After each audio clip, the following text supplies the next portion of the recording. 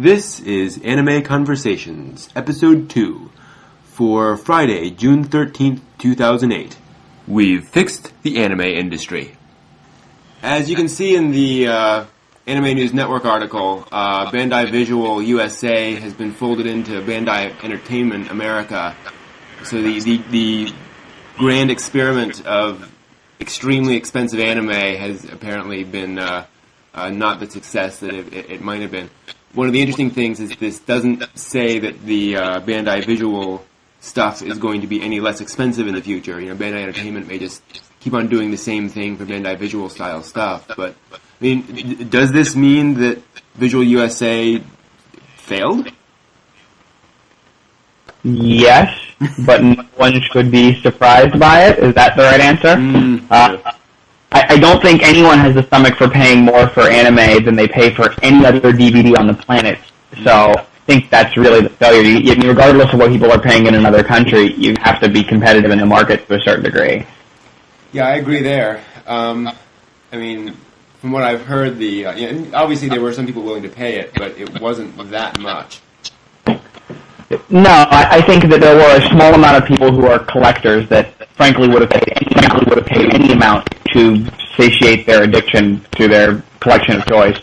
But in the end, I mean, I can go out and buy an entire season of Buffy the Vampire Slayer at this point for $18.99. Wow. And I can go buy 4 episodes of Bandai Visual anime for $30 or $60. No, who's going to do that? Yeah. Was the quality a factor, I should ask? I mean, you know, having an incredibly good Blu-ray visual DVD. I mean, I wonder if that had any impact at all. Probably not. It's a difficult thing to say, but I think that people kind of stop thinking of quality past a certain price point, unless they decide it's a luxury item that they absolutely must have. Yeah. Do you think? Go ahead. I don't think that Visual was a very interesting experiment. It's definitely based on the idea that you've already seen what you're about to buy. As much as we talk about how many people watch fan subs, it seems that either A, they're not willing to pay the price, or B, they really don't like what they're watching for free. Yeah, it's true. I mean, and I think too, over in Japan, I think there's more of a market for collector's editions and things that are very expensive, but for a reason. I think people like that. I think they have a larger sub-market of video geeks than we have over here. So I think it's more sustainable in that kind of a culture. Over here, as long as it looks good enough, that's fine. Yeah. I think it's worth contrasting Bandai Visual and how it has failed in the larger scheme of the DVD market with manga and how successful it's been in the comic market. True. And it's funny because it's the exact opposite price model. In manga, buying manga is so much cheaper for so much more compared to American comics.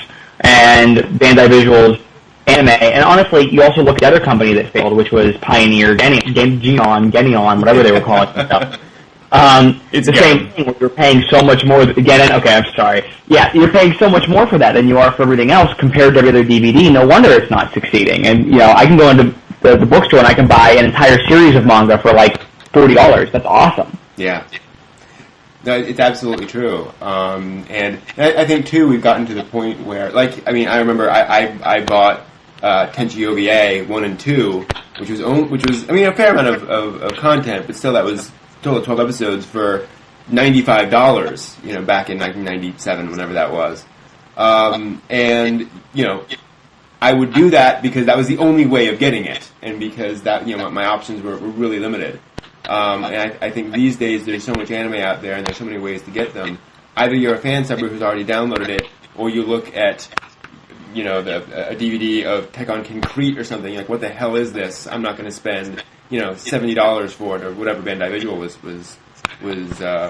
doing, much less anything else.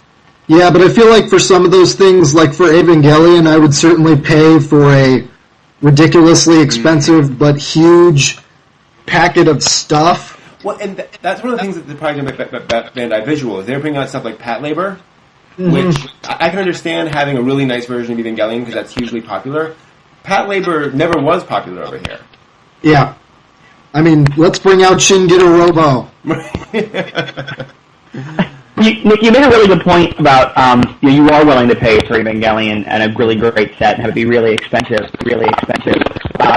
Compare that to American television where, okay, like The Sopranos, people love The Sopranos, and HBO charges an arm and a leg for their DVDs, and they sell them. But the difference is that everyone who subscribed to HBO already got to see it. They aren't buying it sight unseen and hoping they like it. True. They're buying it because they want to keep it and watch it over and over again, which is very different than what Bandai Visual was doing. They weren't selling us things that we had already seen and wanted to keep forever. They were selling us stuff that we had never seen, and it was the only way to purchase it. That's true. I mean, a lot of their stuff was stuff like the Pat Labor movies and stuff like that that had never been released over here.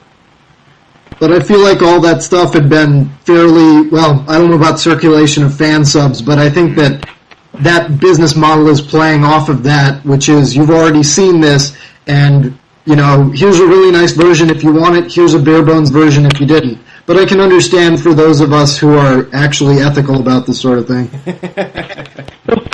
The three of us. Funny, people ask about, yeah, well, I'm completely ethical, sure. I don't, it's funny though, because you go back to The Sopranos and, other HBO series, and people have seen them 1,000 times. They've been on demand. If you subscribe to HBO, not only could you have seen The Sopranos, you could have watched it about 15 times while it was on demand.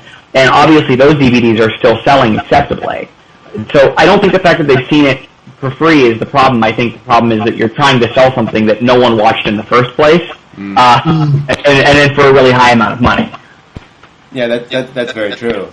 Now, one of the things that intrigues me about the whole Bandai Visual thing is Gundam. Getting back to one of our favorite topics, because that was definitely something that they were kind of going back and forth as to whether Bandai Visual, or rather whether Bandai Entertainment was going to even have that license anymore. And it feels like it fell out that, especially with the announcement of 00, that Visual just didn't get that at all, which again kind of surprises me. For the first completely HD Gundam series, it seemed like something that that would have been perfect for a Visual type release, but it looks like it was just no, you guys are gone.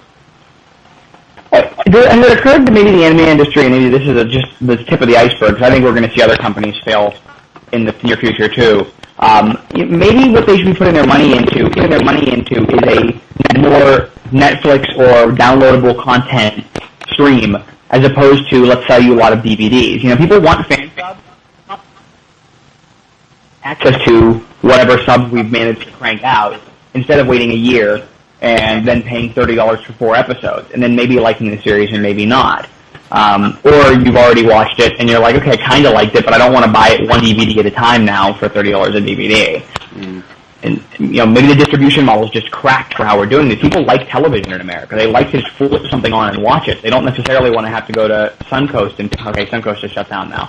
But they don't want to go out and buy it necessarily. They just want to pay their cable fee and watch it. Yeah, and I think that's what they're trying to do with Crunchyroll, which is a whole another weird topic. But I think that is, at least what they're experimenting with. The problem is, even with Crunchyroll, it's like, okay, we're releasing episode 1 for free. Well, that's great, but I can't tell how good a series is from one episode. I mean, I'll make as much of a judgment based off of the DVD box as I will off of the first episode.